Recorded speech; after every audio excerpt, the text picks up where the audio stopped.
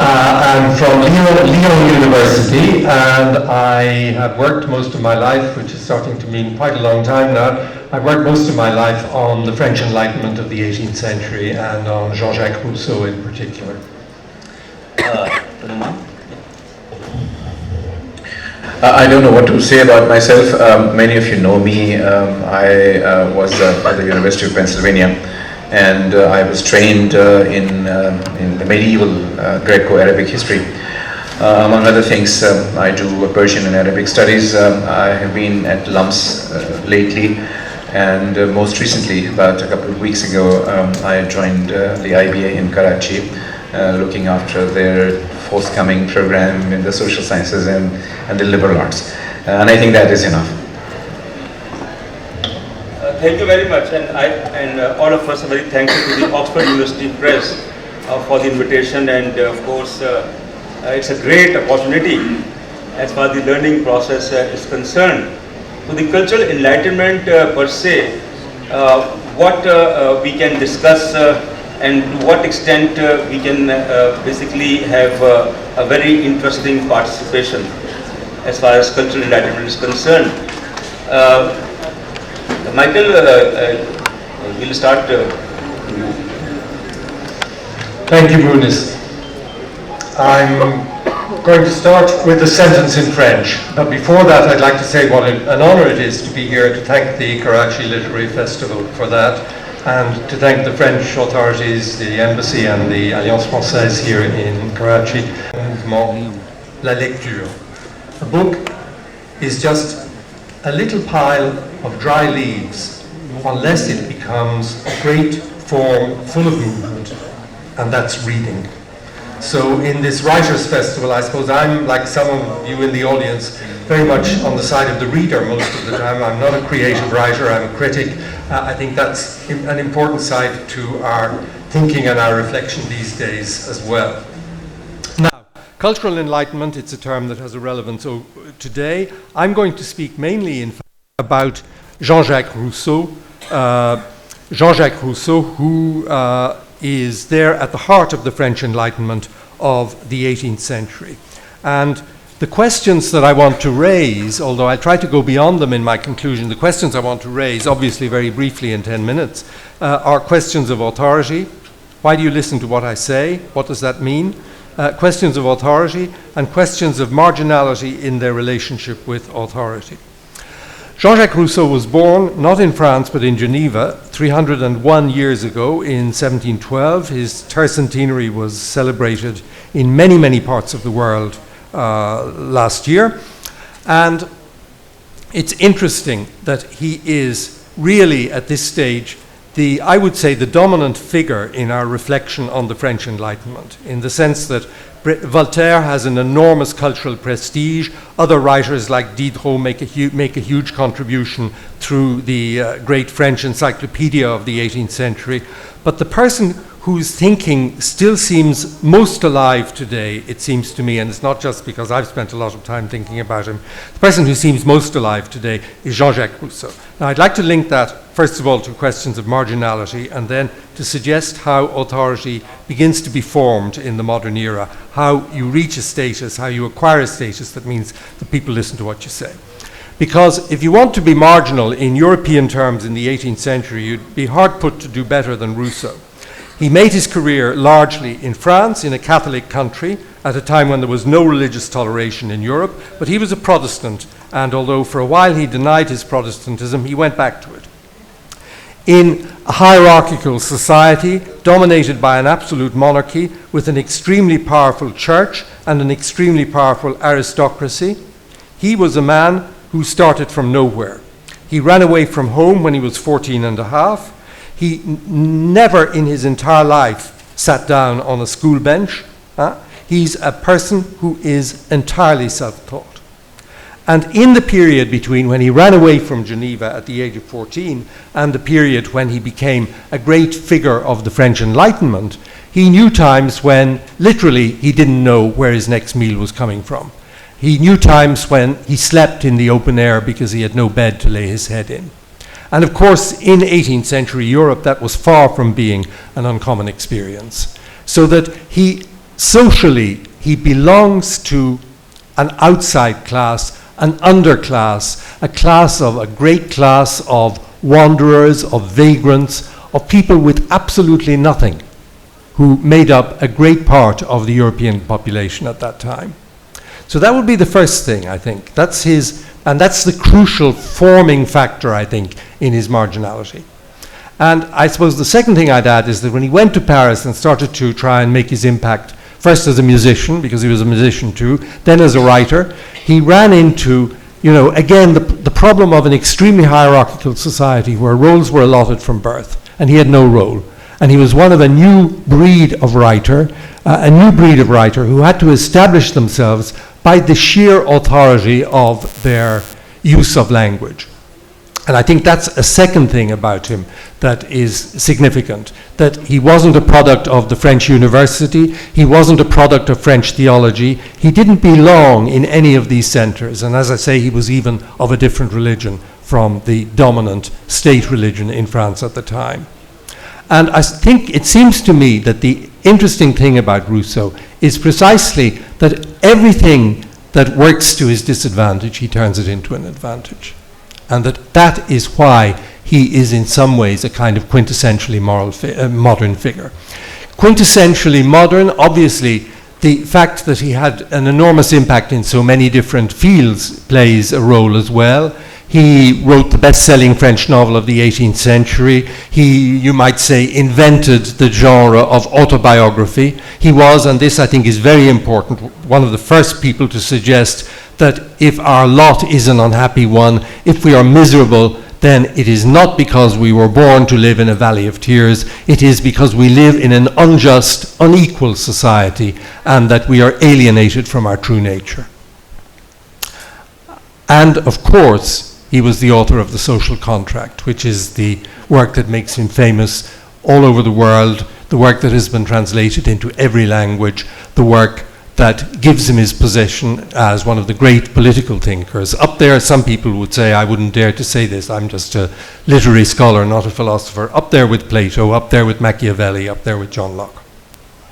So what happens? It seems to me there are two parts in Rousseau's career. First part, when he writes his theoretical works, when he writes his discourse on inequality, explaining why, if human experience is unhappy and unfulfilled, it is because we no longer live according to our true nature, because we live in complex and unjust societies that alienate us from what we really ought to be. He writes his novel, he writes his treatise on education, he writes The Social Contract. And then the heavens burst open. We had a little of that literally this morning, metaphorically, and he is threatened with prison. He has to leave France and take refuge in Switzerland. There follows a long period of relative silence, and then at the end of his life, he writes about himself, and he tells his story. He writes the Confessions in particular. There are other autobiographical works as well. He writes the Confessions, and he says who he is, and he tells the story of this vagabond youth and of all the ups and downs of an adventurous and rather improbable kind of existence. And I think there is where we see this turning point, that you can't just produce a work that is destined to be heard around the world, around Europe and later around the world, that you have to also say who you are and why your word is worth listening to. And I think Rousseau is the first person who implicitly says to us, listen to me, because I've known things that you sitting in your comfortable armchairs haven't known. And I think that's the essence of his authority as a writer, and it marks the transition from a structured, settled society to a society where if your voice is to be heard, you have to make it heard, and you have to show an authority that derives from your personal experience rather than from your position in society. So that's really why I would take him as the exemplary figure in many respects of the French Enlightenment. You could obviously talk about other aspects of his life and of his writings and elevate them to the same position. But it seems to me that for our modernity, our post-modernity now, there's something there that is absolutely central. Now, from there you can move forward, obviously, to, I suppose, more generally, to the breakdown of what you might call cultural authority, exemplified in France by Louis XIV and the 17th century. A breakdown in cultural authority that, of course, has been enormously liberating, not just with a figure like Rousseau, but through the 19th century with the explosion of different kinds of poetry. And now, most of all, of course, through the feminist revolution and the post-colonial revolutions. To the point where I think we've reached a stage where the notion of marginality, which is the one I started with, has become a kind of tired notion. It's one that isn't really all that. It's still relevant, but it seems to me it's become too easy a notion to use. And to talk of marginality implies that there's a centre somewhere.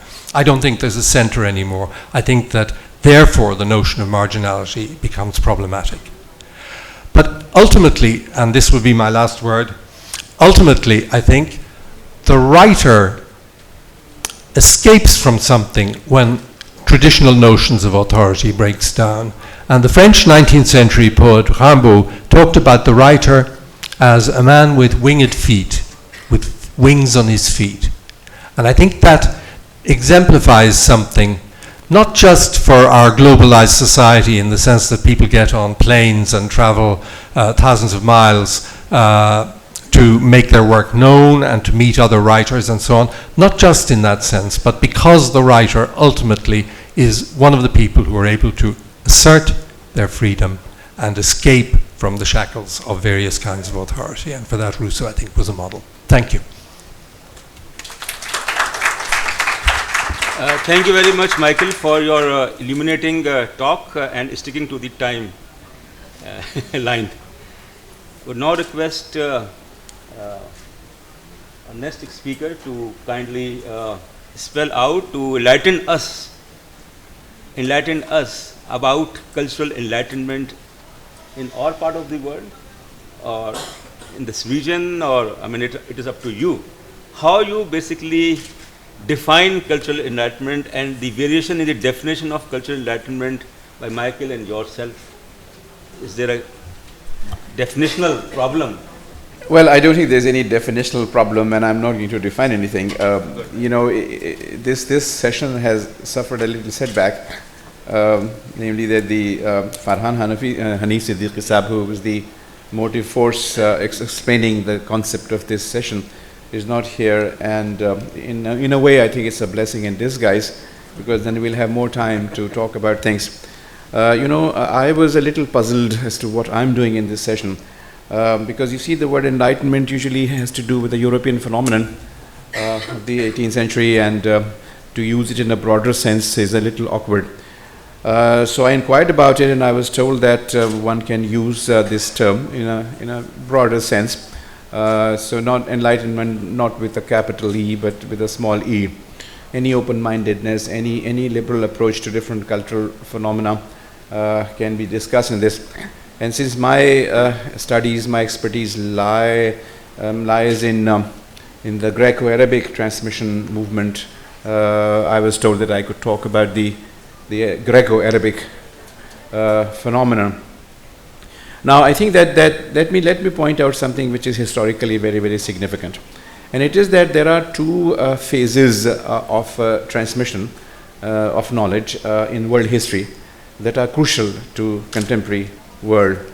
One transmission is from Greek into Arabic, which happened in the 9th century and early 9th, in fact, beginning also practically in the 8th century, and continuing until about the 11th century. That is the first transmission movement, which is crucial.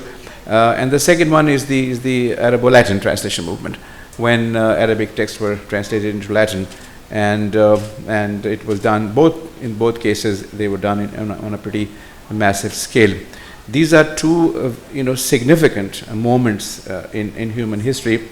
In fact, recently, well, perhaps not quite recently, maybe 7-8 years ago, a scholar of Yale, Dimitri Gutas, wrote a whole book on the translation movement from Greek into Arabic, and he says that this process is as important as as the Italian Renaissance, and the scientific revolution, and should be carved in our consciousness thus.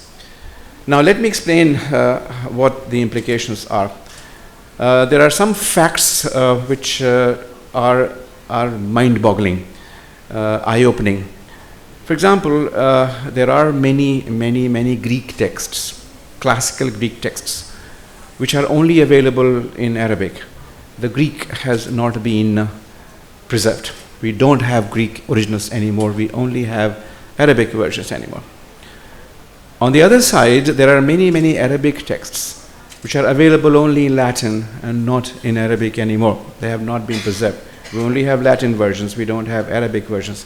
What does that mean? This means that if I want to write the history of Greek philosophical tradition, I have to have recourse to Arabic. Otherwise, my story will not be complete. I cannot even write about Diophantus, the famous mathematician, till I go to Arabic sources. So I have to have recourse to Arabic sources in order to complete my story of Greek intellectual history. And similarly, for me to complete the Arabic intellectual history, I have to have recourse to the Latin texts, because I cannot complete the picture without going back to the Latin. So this is how indelibly connected the cultures are, and it gives a further evidence, and a very compelling evidence, that this whole question of Orient and Occident, Orientalism and Occidentalism, East, West, all these things fall into jeopardy. I think we are all indelibly connected. I think that there's a spirit of Arabo-Islamic existence in European civilization, and to consider it an alien civilization is historically absurd. So that is something that one needs to understand. Now, in both cases, in the case of the Greco-Arabic translation movement, and in the case of the Arabo-Latin translation movement, it was a matter of a cultural enlightenment, whereby you consider scientific knowledge, philosophical knowledge, as a human legacy. This is the most effective form of humanism that existed on both sides. Renaissance is identified by its humanism. This human culture, without distinctions of the color or the creed or the language from which knowledge is coming. You accept that, so it becomes a kind of a human product.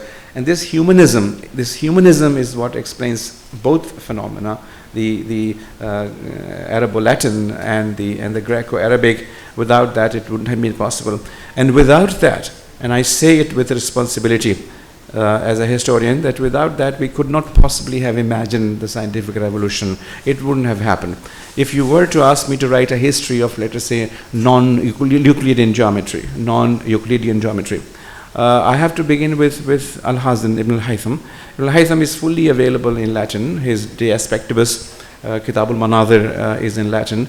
And I have to start from there, and then I end up with Einstein, where you do have a complete fruition of this process of developing a non-Euclidean geometric system. It starts from there. So really, you see how there is a continuity in the European and Islamic civilization. This is something that people don't understand, because we don't get much opportunity to hear about these things.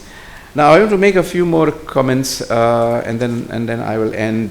There are some myths, and those myths that I'm talking about have been discarded in contemporary scholarship in Europe and America. But since in a country like Pakistan, these fields are abandoned fields. Nobody does history, nobody does philosophy, nobody does languages. There is not a single historian in Pakistan who reads Sanskrit. Now this is such a shame. Not one historian. We are on an Indic plane here, and there is no historian in Pakistan who can read Sanskrit, let alone combining Latin and Greek and Latin and Arabic and so on. There is nobody. So we have lost access to the sources, and that's why we really don't know certain myths, because they are comforting myths. They give us ready-made answers, so we cling to them. And one of the myths is that the translation movement from Greek to Arabic was simply a matter of putting Greek things into Arabic, And really it is Greek science and Greek philosophy which simply was expressed in Arabic, and there was nothing else to it, and then it was transmitted back to Europe.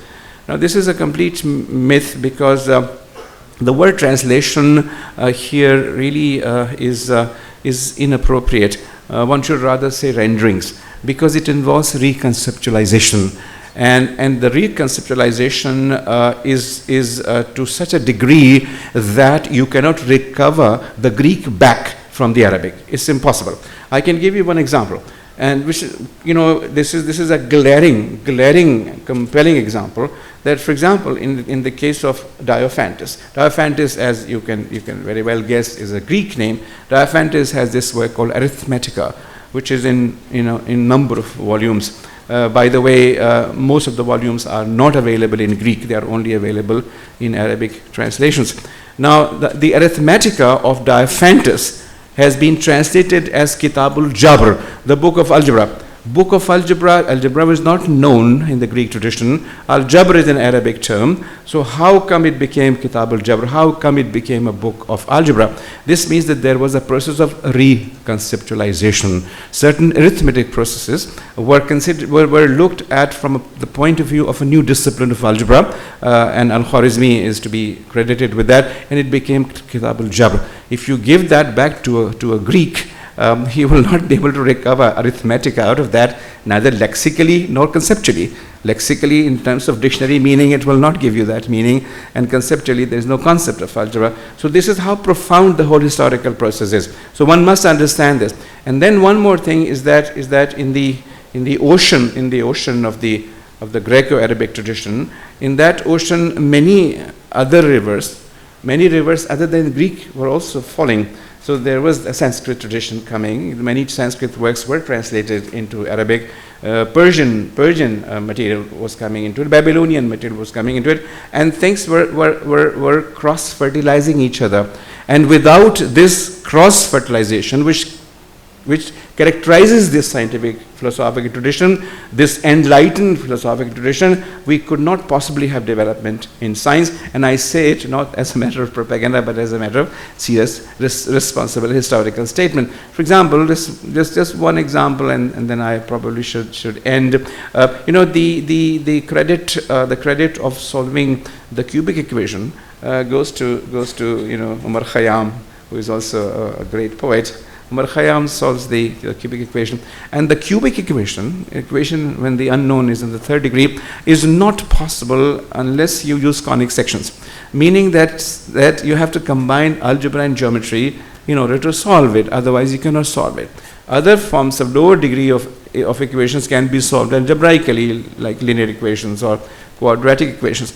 It is impossible to do that. Now this means that this cross-fertilization of applying geometry to algebra and applying algebra to geometry and developing new techniques of solution, this is a major scientific advance. This is a major event in the history of science, this combination. So this is not simply a passive reception, something which was thrusted upon it, but a culture which was enlightened enough to cultivate a kind of a pluralistic, humanistic attitude. And it is that pluralistic and humanistic attitude which we see being transmitted into the Latin West and brings about the scientific revolution. So in a way, you can see that the Greco-Arabic blood runs in the Renaissance and in the scientific revolution. And I don't mean it rhetorically. I mean it historically. I mean it substantively. This is a process. Now, this also one final point, because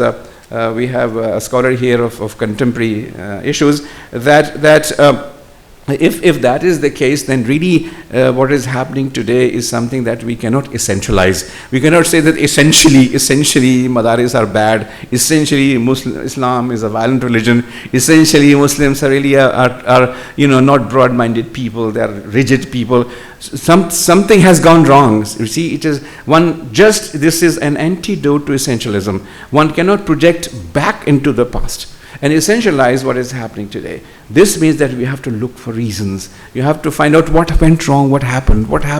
I mean, you have this world civilization, and we are standing on that world civilization. No doubt about that, something has gone awry. Something has gone, outside the tracks. Some epistemological and moral dislocation has happened. So we have to look for the answers. Otherwise, it's like my child crying, and my wife says, I ask my wife, what's the matter with the child? And she says, "Hey, battamiz, he is naughty, leave him alone." The question solved. No further investigations. But if she is a mother, she would say, "Shayad aapko yaad karta hai, miss karta hai, shayad iske pet mein dard hai, maybe he has problems with his eyesight, maybe he's hungry." Then I open up questions. I take him to the doctor, I look at his eyesight, I make sure that I get home on time. A whole set of questions and windows are open if you don't essentialize. ये तो है ही ऐसा, खराबी लोग हैं, सिंधी ऐसे होते हैं, और मुहाजिर ऐसे होते हैं, और पठान ऐसे होते हैं, और बलूच ऐसे होते हैं, और शिया ऐसे होते हैं, सुन्नी ऐसे होते हैं. These are all essentializing tendencies. And here we have a lesson that it is not a question of essences. This is a question of what? Of historical contingencies. And it is our intellectual and moral onus to explain these historical contingencies and not to essentialize. Thank you. Thank you very much for giving a historical perspective. And of course, I mean, what you talked about, humanism, that's something which is very fundamental to cultural enlightenment. Now, I have my own presentation. As I said that our moderator, he faced some personal tragedy. Dr. Farhan, who's a colleague of mine at the International Relations Department, University of Karachi, and he sent me SMS and he said that he'll not be able to make it. But of course, as a speaker, I have a couple of copies of my so-called presentation or talk, whatever, which I would like to. Yeah.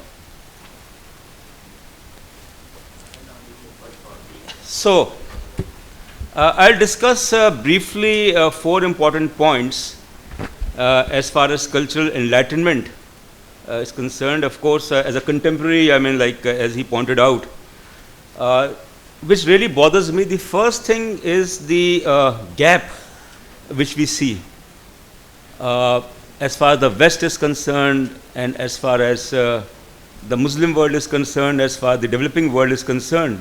And that gap in terms of science and technology, in terms of research and development, in terms of human development, in terms of work ethics, that gap has deepened, has widened with the passage of time. So that is one thing which I think we have to really ask a question, that in our part of the world, has there been any process of cultural enlightenment per se?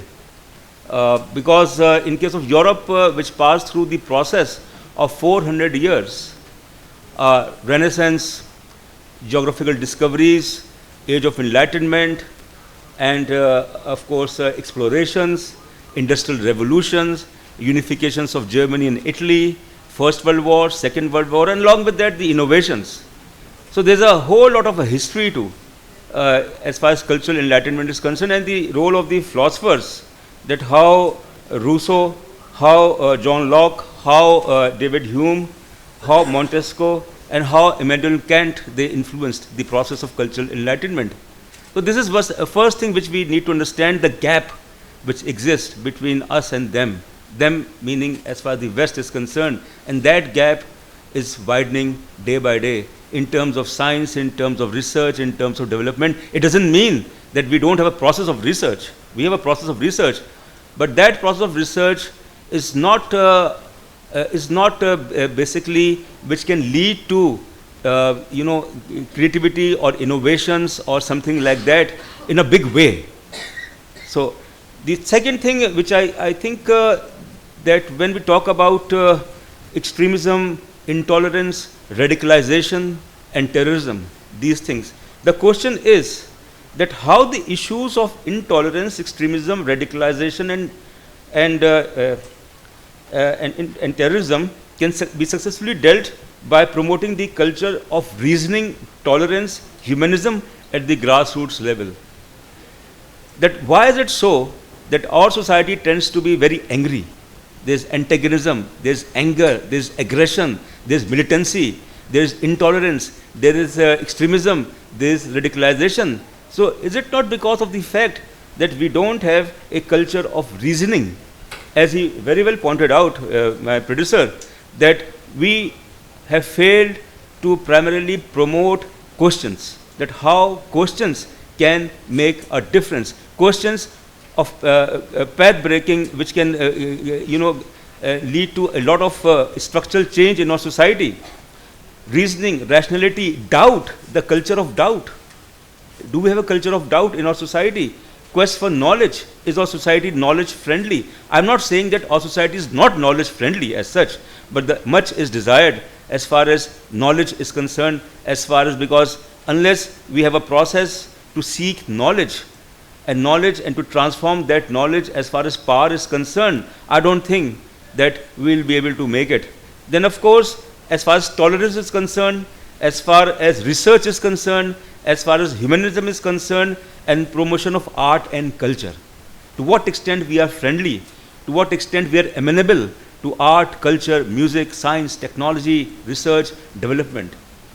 So we have our own fault line, and that is number third, that our fault lines in our part of the world, that as far as Pakistan is concerned, as far as the Muslim world is concerned, as far as South Asia is concerned, and these fault lines basically are the result of the fact that I'm not saying that because of the era of colonialism or because of imperialism or whatever, but the fault lines in the sense that we have not been able to unleash a process of thinking in South Asia as such. As far as Pakistan is concerned, that where are the faults? What are the problems? What are the issues? And the fourth thing is that we have not been able to motivate the youth of our society. That's, I think, the biggest problem. That in case of Pakistan, 55% of the population is composed of the younger generation, young people. What is their future? To what extent they are in the process of innovation, they are in the process of reasoning, they are in the process of doubt and quest for knowledge and tolerance, and why we have so much of intolerance, why we have so much of extremism, why we have so much of lack of enlightenment to accept each other as human beings. Where is humanism? And the question basically like, is religion compatible or incompatible as far as cultural enlightenment is concerned? We bring religion into it. We bring other issues into it. So is religion incompatible with cultural enlightenment? Is religion something which negates our right to think, or right to question, or right to doubt, or right to basically live our own lives? And that is what is the problem, that we never had the process of individualism in our part of the world. Industrial revolution in Europe, I think that was a very fundamental change in the European society, in the Western society. And industrial revolution, it also promoted individualism, that how individualism has its own merits and demerits. So we cannot replicate, as far as the cultural enlightenment of the West is concerned, and the cultural enlightenment, the process which can be unleashed in our part of the world. But I think that we have a serious problem. We have a serious problem.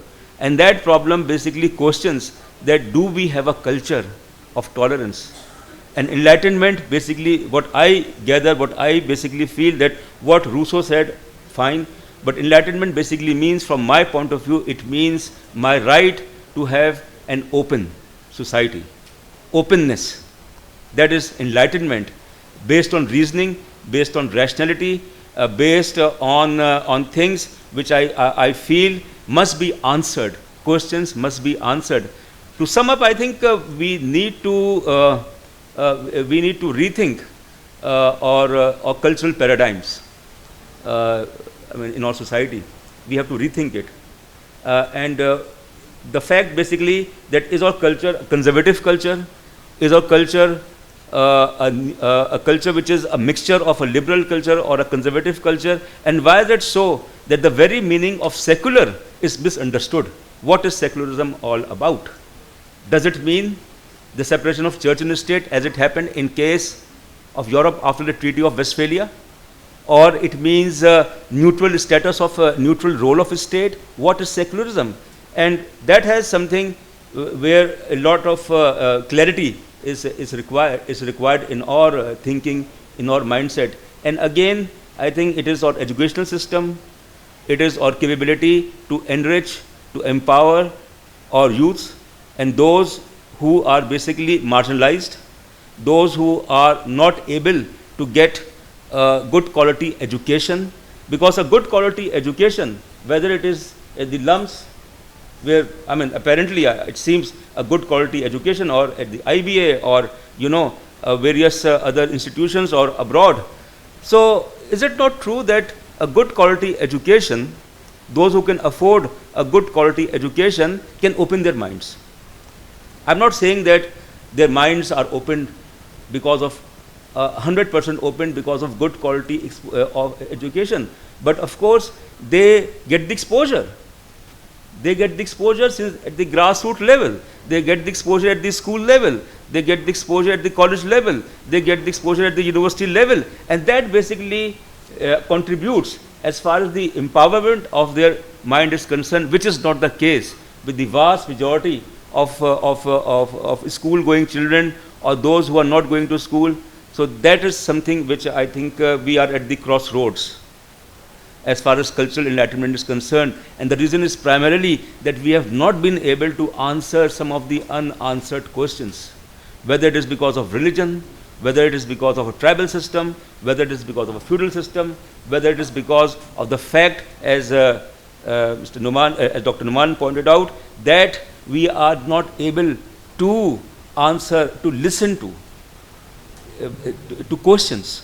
So we have to encourage, we have to promote the culture of reasoning and the culture of questioning, the culture of doubt, the culture of tolerance, the culture of free thinking, the culture of innovation and research, the culture of humanism in theory and in practice, and only then we can qualify ourselves that we have started the process of cultural enlightenment according to our own realities. Thank you very much.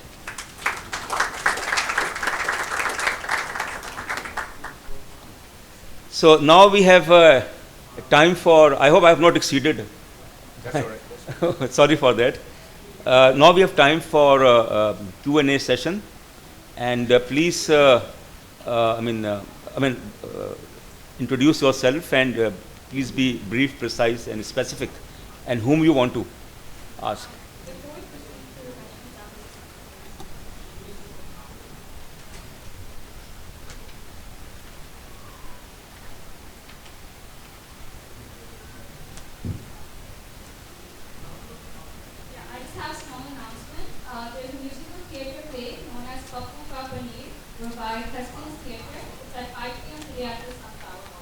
So please do check it out.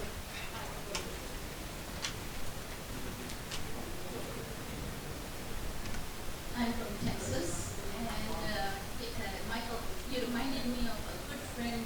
His name is James O'Day. His book is Cultivating Roots. Anyway, he is in Enlightenment. What is enlightenment for you? Discuss. I see it totally different way. The world was never this way before. We are entering into new territories, uncharted, population, explosion, environment, what we call progress. I'm in West, we think what's wrong with America. West Coast, the California, is like our advanced, evolved place, and every idea comes from there. All the even IT people are thinking that what's wrong, and can we reverse the process? Every, the myth, if you bring a little bit of quantum physics chaos, a new pattern emerge. Universe is expanding, the pollution, the global warming, the greenhouse effect, all those things, 7 billion resources. The new enlightenment will be a little different. It won't start in universities. We decided and we started subtle circle of wisdom and visionaries Brief, that please. happened. That Kindly happened. brief. Sure, I'm finishing. Please. We started the circle of visionaries and wise, groups, which even in a neighborhood we can do it in discussion. So we can think about that it won't happen with those who cannot go to the university or bring the scientific knowledge. How we can create, because every time a myth is breaking, the new myth is created by brought a new vision from visionaries and wise people. Thank you.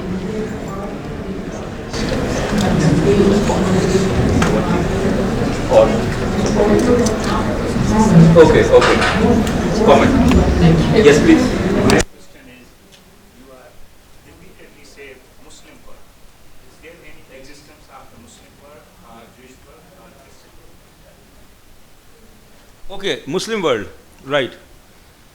Of course, I mean, whether we agree or disagree, OIC is there, right?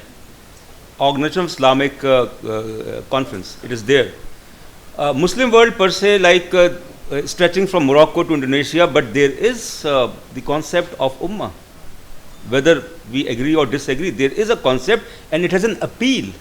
It has an appeal. And I gave to my students, there's a very good story, report in The Economist on Islam and Science, the road to renewal. That is basically January 26th issue of Economist, to review it. And I got the feedback. So there is a perception about the Muslim world. There is a perception about the Christian world. There is a perception about the Jewish world. There was a perception about the communist world. There is a perception about the socialist world. So the worlds are there. The worlds are there. They may not be very, you can say, visible, but the thing is with the Muslim world is that they are. There are issues, Muslim world. Whether these issues basically are about the territory, about the resources, or whatever, but the issues are there. So I think there is a Muslim world. My question is for Dr. Mohammed. I think you made some very excellent points about history. There has been a murder of history as far as the Arab history is concerned. And you know what, his name has been changed to Al-Qasim. And then Ibn Sina is Avicenna. All the names, they've been Latin. So they don't come across as Arabic. And then the West was able to create a narrative about the God. First, the Greek word, the God, and after that, the Enlightenment. Can you hear me now? No, it's all. And they created a narrative of the Greek world and the Dark Ages, and after that, the Enlightenment, the Renaissance. Completely wiping out Arab history. That served as justification for colonization. That's where you have the narrative of the civilized man who started in Europe across the world civilizing people. There is an intellectual dishonesty involved here, some serious intellectual dishonesty. And we are following a similar trajectory in Pakistan today. We also created a murder of history. We had Central Asian invaders coming to Pakistan, and we had waves of immigration from all parts of the world. But today we have this intolerant culture where if you're just Muslim, then you're right, and the rest of the world is outside this. That has prepared jihad and jihad movement. I've lost your voice. But that narrative, that's the way it served as the impetus for colonization. In our case, it's serving as the impetus for jihad. So what do you think is the commonality here of intellectual dishonesty? Well, I'm really grateful to you for bringing these points into focus. I think that much of what we call history is really ideology. And what has happened is that the ideology pre-exists facts. And then facts are chosen out of a multiplicity of facts to fit those ideological molds. Somebody like Minokal, professor of medieval studies at Yale University. And I emphasize Yale so that people have some trust that it is an Ivy League university. She talks about this myth of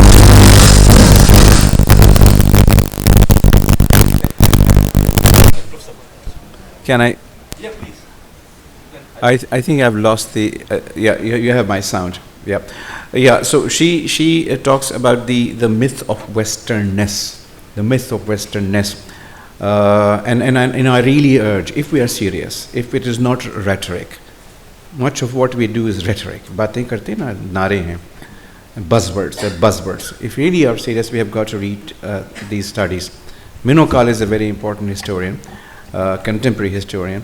Now, Minokal talks about this issue of the pure pedigree of European civilization, meaning that you start with the classical world, the Greek Latin world, and from there you have the Renaissance to scientific revolution, and from there you have contemporary civilization.